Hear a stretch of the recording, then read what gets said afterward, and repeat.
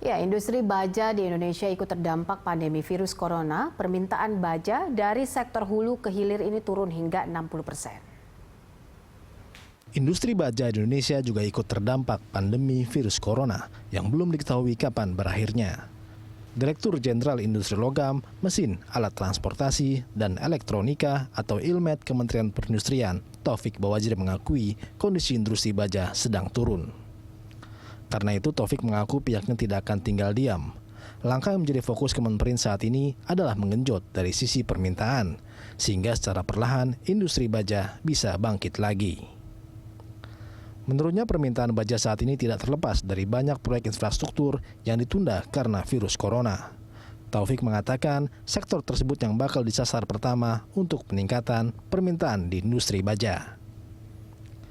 Dalam situasi pandemi COVID-19 ini, Taufik menuturkan semua pihak harus bisa menyesuaikan dengan keadaan. Ia berharap industri baja juga bisa beradaptasi dengan keadaan, termasuk saat nanti virus corona sudah selesai. Ya, lantas apa saja upaya yang bisa dilakukan untuk mendorong kebangkitan industri baja nasional dan bagaimana pemerintah mengatasi impor baja yang dirasa memberatkan pelaku industri ini? Langsung saja kita akan membahasnya bersama Direktur Industri Logam Kementerian Perindustrian Dini Hanggandari dan juga Ketua Umum Asosiasi Besi dan Baja Indonesia yang juga Direktur Utama PT Krakatau Steel Tbk. Ada Pak Silmi Karim di studio. Pak Silmi, terima kasih sudah hadir. Selamat sore. Selamat sore. Kita coba untuk menghubungi pemerintah, tapi namun kita coba terus. Beliau tadi sudah berusaha katanya untuk bisa hadir, tapi kita coba nanti lewat saluran telepon. Cuman saya mau tanya langsung saja lah. Tadi kita udah lihat bagaimana paket yang sudah kami tampilkan. Sebegitu urgentkah kondisi industri baja di Indonesia atau seperti apa, Pak? Ya, sebenarnya dalam kondisi COVID seperti ini bukan hanya industri baja aja yang sedang diuji, tapi juga industri-industri lainnya gitu ya. Saya juga mendengar otomotif, semen, dan juga industri-industri elektronik, semua itu kan terkena dampak COVID. Ya, sehingga memang yang menarik dari sisi baja kan adalah karena ini the mother of industry. Hampir semua industri itu memerlukan baja. Ya, sehingga ini menarik dan kemudian juga ini ada hubungannya juga dengan pembangunan infrastruktur ya, dan juga kondisi industri yang karena ini adalah mother of industry. Jadi ketika konsumsi baja itu menurun, itu merupakan satu sinyal bahwa ada problem di industri dan juga mungkin ada penurunan dalam hal pembangunan infrastruktur. Ya, ini hanya sinyal-sinyal. Ya. Nah, seperti tadi yang sudah disampaikan tadi kan kelihatan bahwa ada penurunan utilisasi, terus kemudian penurunan permintaan, walaupun sekarang sudah mulai naik. Ya, sekarang udah mulai naik lagi, picking up. Ya, the lowest was bulan Mei, ya, ketika memang bertepatan dengan Lebaran, ya, Idul Fitri dan juga puasa. Ya, memang itu biasanya titik terendahnya karena memang aktivitas tidak terlalu banyak, ya. Tapi memang dampak COVID itu memang sangat terasa. Jadi permasalahan utamanya saat ini adalah karena pandemi. Karena pandemi. Tetapi sebelum itu memang kita ada isu dengan banjirnya impor baja. Ya. Jadi memang itu merupakan catatan dan sudah berkali-kali kita juga menyampaikan bahwa dan bukan hanya menurut saya bukan hanya industri baja aja. Industri nasional ini memang saat ini atau sebelum COVID memang teruji karena terbukti juga dengan data bahwa pertumbuhannya itu menurun dibandingkan misalnya sektor-sektor lain dalam ekonomi. Sementara negara besar ya atau negara-negara yang ekonominya maju itu umumnya sektor penunjang pertumbuhan ekonominya itu ada di industri. Nah, saya mengkhawatirkan kalau ini bisa terus industri itu melemah ya ke depan itu kita mau bergantung pada apa ketika misalnya natural resources atau sumber daya alam itu habis. Ya, jadi dari sekarang kita harus mengantisipasi, bahkan kalau bisa malah kesempatan COVID ini memenangkan persaingan, bukan malah kita tiarap dan kemudian malah masuk import. Yang kita khawatirkan sekarang ini kan bagaimana kita survive dan bagaimana kita bisa menghadapi import, karena kalau misalnya Anggaplah ini satu rangkaian, ya, satu industri baja atau apapun ya, satu rangkaian dari hulu sampai hilir. Ketika salah satu rantainya dimasuki oleh import, dan yang paling berbahaya adalah rantai hilir dimasuki oleh import, maka hulunya ini pasti akan mati. Ya. Ya, nah ini yang menurut saya kita mesti antisipasi. Terlepas daripada masalah COVID, masalah hal-hal yang menyangkut dampak daripada pandemi ini, kita juga memang punya PR ini dalam konteks industri, gitu ya. Dan kita nggak bisa berdiam diri karena ke depan Indonesia mau apa kalau misalnya industrinya tidak kuat. Nah, itu pertanyaan besarnya. Jika industrinya saja tidak kuat, bagaimana Indonesia bisa menjadi negara yang lebih maju begitu? Problemnya industrinya dari sisi baja ini sendiri yang hulu sampai hilir itu ada di mana, Pak? Sekarang ini kalau kita lihat dari sisi hulu, itu kan ada beberapa pemain. Ya, memang untuk hulu di baja itu investasinya sangat tinggi. Ya, kalau ditanya berapa sih investasi hulu, itu per 1 juta ton itu 1 miliar US dollar. Ya, atau kalau uang sekarang itu sekitar 15 triliun untuk 1 juta. Ya. Nah, bagaimana dengan demand Indonesia? Ingat bahwa permintaan baja di Indonesia itu salah satu yang terendah, 50 kg per kapita per tahun. Bila dibandingkan dengan Malaysia, dengan Thailand, bahkan Jepang, apalagi Korea yang paling tinggi itu 1.300 kg per kapita per tahun. Artinya sebenarnya Indonesia bisa tumbuh, ya. Sementara kapasitas produksi di Indonesia itu kan atau kapasitas terpasang itu kan memang belum terlalu besar, ya. Bila dibandingkan dengan Tiongkok itu 1 miliar ton per tahun, Indonesia itu masih belasan juta ton. Artinya jauh kita masih punya ruang yang besar, ya. Nah, ruang yang besar ini juga jangan diisi oleh import, karena baja ini industri termasuk industri dasar yang juga merupakan bagian daripada national interest. Kenapa saya bilang national interest? Karena bukan hanya kaitan dengan infrastruktur, bukan hanya kaitan dengan industri, tapi juga dalam konteks pertahanan kita memang harus punya baja. Ya. Kita nggak bisa kompetitif ketika misalnya industri bajanya tergantung oleh pihak luar negeri. Bayangkan kalau misalnya kita di lain pihak ya, dalam situasi yang tidak normal, ketika perang misalnya, kita tidak bisa punya pabrik baja sendiri. Gimana kita bisa menjaga kedaulatan? Nah, kayak gitu itu kan penting ya. Nah, kemudian kalau kita membangun ya, ketika misalnya kita tergantung dengan import ya, masa Indonesia negara G20 bajanya itu masih banyak impornya. Yeah. Nah, itu kan menurut saya agak kurang pas gitu ya. Nah, mungkin hal-hal itu yang menjadi menarik ketika kita bicara industri baja, terus kemudian kita bicara hulu dan hilir. Ini ada standar nasional Indonesia ya, yang mana juga masih banyak catatan-catatan ketika misalnya kok gampang sekali mendapatkan SNI di luar negeri. Ya, ternyata setelah ditelusuri misalnya yang mengeluarkan SNI itu adalah LS Pro, swasta, yang diberikan kewenangan dari pemerintah. Nah, ini kan menariknya, Pak. Harusnya kan SNI itu sebagai pelindung, bukan hanya pelindung terhadap konsumen karena ini menyangkut standar, tapi juga kepada produsen atau investasi. Ya, di China itu cuma ada satu yang bisa menerbitkan SNI. Di banyak negara tidak banyak. Di Indonesia itu hampir 50 lembaga bisa mengeluarkan sertifikat SNI. Ya. Okay. Itu kan artinya memang kita pro import. Ya. Ada skema regulasi juga yang harus dibenahi di sini. Harus dibenahi. Harusnya, ya. Karena luar negeri itu pabrik di luar negeri punya sertifikat SNI sehingga bisa dengan mudah melakukan ekspor ke Indonesia atau menjadi import buat Indonesia, dan itu memukul industri nasional. Dan kalau memukul industri nasional, yang kena itu bukan hanya investor lokal, tetapi juga investor asing. Gitu. Nah, bagaimana kita bisa menarik investasi asing ketika investasi yang ditanamkan di Indonesia tidak bisa balik, atau dengan kata lain rugi terus, ya? Karena misalnya apa? iklimnya tidak cukup sehat untuk bisa bersaing secara sehat. Nah, itu. Oke, baik. Kita sudah tersambung bersama Ibu Dini Hanggandari, Direktur Industri Logam Kementerian Perindustrian. Ibu Dini, terima kasih sudah bergabung bersama kami.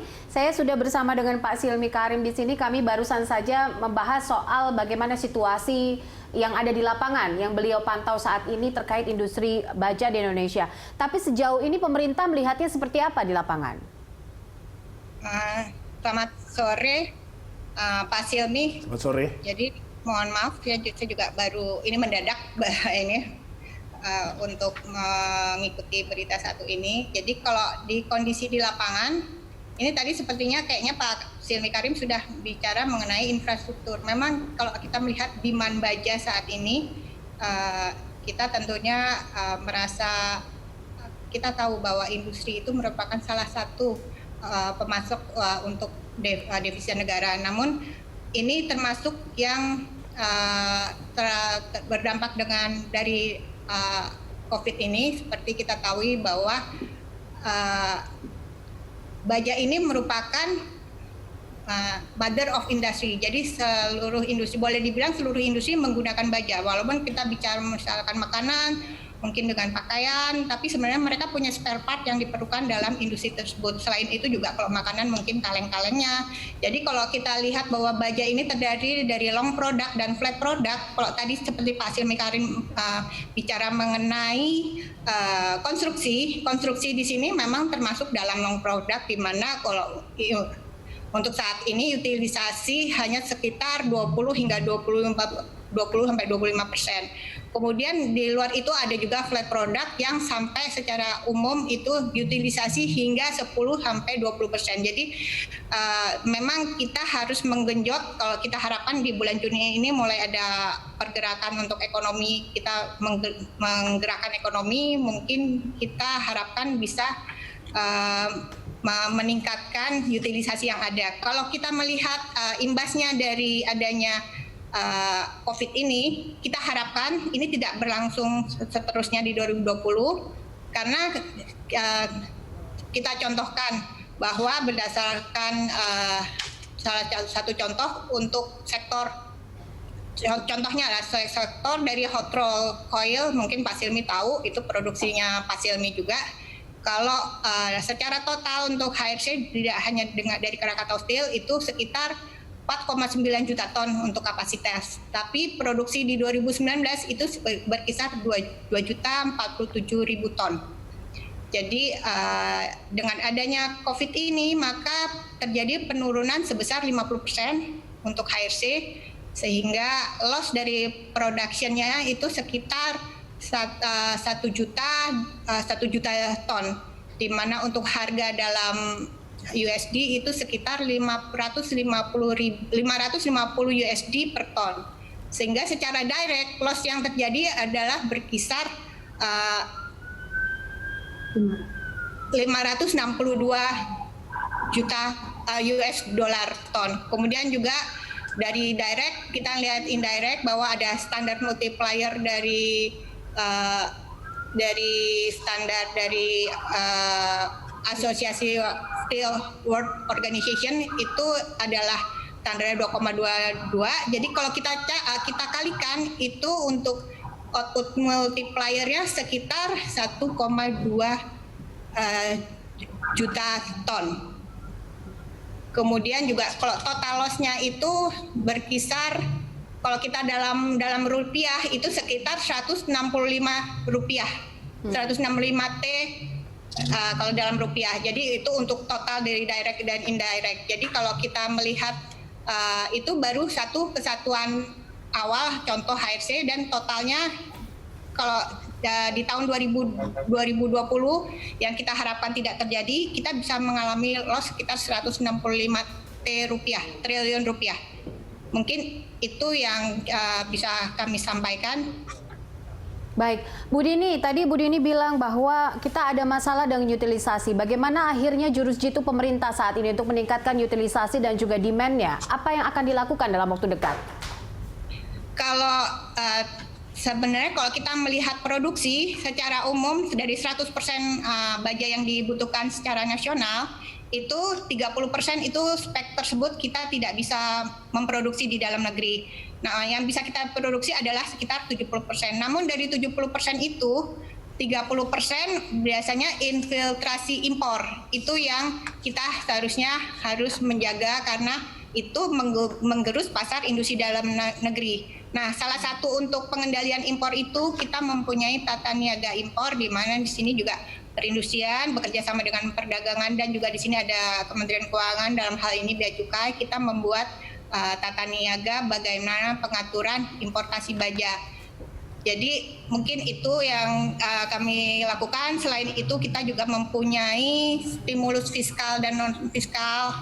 Jadi kalau waktu di 2016 sebenarnya sudah ada Perpres 40 mengenai harga gas, namun ternyata realisasinya tidak dapat dijalankan, dan saat ini di 2020 Kementerian Perindustrian juga bekerja sama dengan Kementerian SDM. Kita sudah mengeluarkan di mana SDM sudah mengeluarkan Kepmen 489, sehingga ada 54 industri baja yang telah mendapatkan penurunan harga gas menjadi $6 per MMBTU. Namun hal ini tentu masih ada kerikil-kerikil lah. Kita masih mencoba membahas, berkoordinasi bagaimana menjaga supaya industri mendapatkan harga gas $6 itu di wellhead-nya, di plant gate-nya. Kemudian juga selain itu ada, kalau yang sudah ada ini seperti kalau kita melihat bahwa ada stimulus fiskal dalam rangka penanaman modal dan perluasan, yaitu ada tax holiday dan tax allowance. Dan kemudian juga ada master lease untuk barang modal dan bahan dalam rangka penanaman modal. Kemudian juga ada penggunaan produk dalam negeri. Ini yang kami sebenarnya sudah ada PP 29 tahun 2018, di mana belanja pemerintah harus menggunakan produk dalam negeri dengan regulasi yang ada. Baik. Jadi bukan berarti seperti ada contoh kalau udah TKDN 40%, yaitu 25% TKDN dan plus 15 PMP, itu adalah barang wajib yang kita wajib menggunakan produk dalam negeri. Selain itu juga selama pandemi ini kita sudah mengeluarkan beberapa stimulus fiskal untuk relaksasi PPh 21, kemudian PPh 22, dan juga ada pengurangan PPh, kemudian ada relaksasi restitusi PPN. Jadi memang pemerintah sudah mengeluarkan beberapa stimulus terkait COVID tersebut. Baik, oke. Saya mau minta tanggapan sedikit dari Pak Silmi terkait tadi yang disebutkan ada tata niaga import terkait dengan misalnya regulasi importasi baja, kemudian juga stimulus fiskal, relaksasi PPN. Apakah apa yang dilakukan pemerintah saat ini sudah quick win untuk mengatasi permasalahan yang ada? Tentu kalau bisa menyelesaikan semua persoalan tentu tidak kan, karena memang antara permasalahan dengan solusi itu kan selalu ada gap. Ya, yang dibutuhkan saat ini adalah tentunya selain yang tadi disebutkan oleh Bu Dini, tentu ada hal-hal lain yang juga secara fundamental memang kita harus sempurnakan, seperti tadi kaitan dengan standar nasional, terus kemudian juga kaitan dengan kebijakan impor, karena kadang-kadang juga kebijakan impor ini tidak lepas daripada pelaku curang yang misalnya mengelabui HS Code, ya. HS Code itu adalah kode untuk menentukan bea masuk, ya. Pengimpor ini menukar nomornya ke yang tidak dikenakan bea masuk, ya. Nah, sebenarnya untuk melihat itu tidak sulit. Misalnya apa? Ada gap. Setiap negara ketika melakukan ekspor itu declare, ya. China mengekspor baja ke Indonesia, oke. Jumlahnya X ton, X rupiah atau X dolar. Yang diterima oleh Indonesia itu jauh lebih rendah. Nah, berarti kan ada gap. Ya. Nah, gap ini itu lewat mana? Ya kan? Satu.